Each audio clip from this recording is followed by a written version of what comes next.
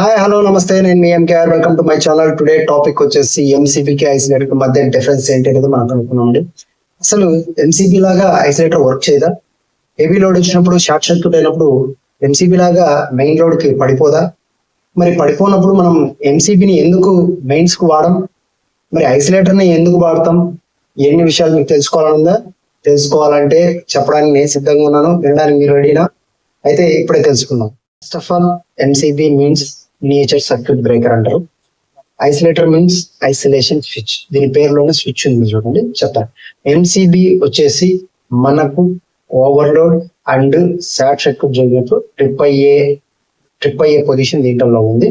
Isolator లో ఎటువంటి overload వచ్చినా, షార్ట్ సర్క్యూట్ జరిగినా ట్రిప్ అయ్యే ఛాన్సెస్ లేదు. సెకండ్ థింగ్, ఎంసీబీని ఎక్కడ యూజ్ చేస్తామంటే room circuits and home appliances. మన ఇంట్లో వాడే ఏసీ, గ్రీజర్, ఫ్యాన్, లైట్, ప్రతి దానికి ప్రొటెక్షన్ కోసం మాత్రమే ఎంసీబీని యూజ్ చేస్తాం. ఐసోలేటర్ని ఎక్కడ యూజ్ చేస్తామంటే మనము మీటర్ నుంచి వచ్చిన మెయిన్స్ వైర్ కి దానికి మెయిన్ లోడ్ కనెక్ట్ చేస్తాం.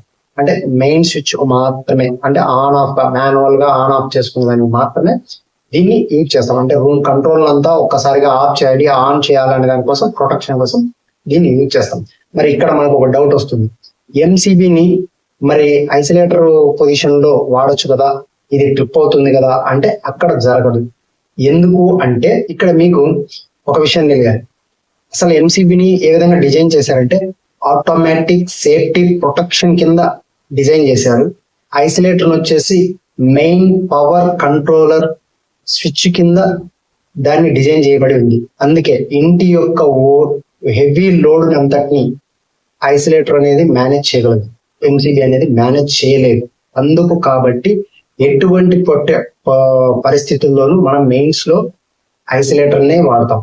దాని తర్వాతనే ఎంసీబీ, ప్రొటెక్షన్ కోసం మాత్రమే ఎంసీబీ.